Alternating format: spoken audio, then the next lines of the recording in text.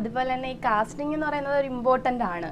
അപ്പം ഒരു ആക്ടറിന് സുദേവ് സാറിന് ആദ്യമായിട്ട് സാറിന് ഈ സ്ക്രിപ്റ്റ് വായിച്ചപ്പോഴേ മനസ്സിലുണ്ടായിരുന്നോ?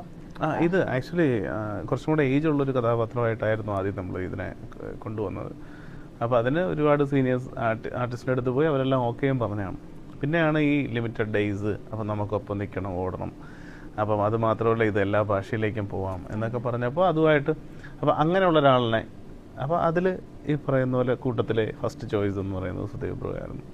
സുദേവ് ബ്രോ അടുത്തും കഥ പറഞ്ഞു, സബ്ജക്റ്റ് പറഞ്ഞു. അപ്പോൾ പുള്ളിക്കൊക്കെ ഉണ്ടായിരുന്നൊരു ടെൻഷൻ ഇത് എങ്ങനെ 11 days കൊണ്ട് തീർക്കും ഷാൻ എന്നാണ്. അപ്പോൾ ഞാൻ ബ്രോ എന്നെ വിശ്വസിക്കുമോ, നമുക്ക് ചെയ്യാം എന്ന് പറഞ്ഞു. പുള്ളി ഡബിന് വന്ന് കണ്ട് ഔട്ട് കണ്ടപ്പോൾ പുള്ളി ഒക്കെ ഹാപ്പിയാണ്.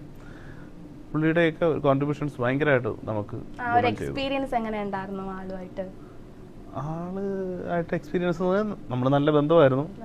ഈ പറയുന്ന പോലെ ഞാൻ എന്താണ് ഉദ്ദേശിക്കുന്നതെന്ന് അത് ഒരുപാട് എക്സ്പ്ലെയിൻ ചെയ്യാതെ തന്നെ പുള്ളിക്കത് മനസ്സിലാവുന്നുണ്ടായിരുന്നു.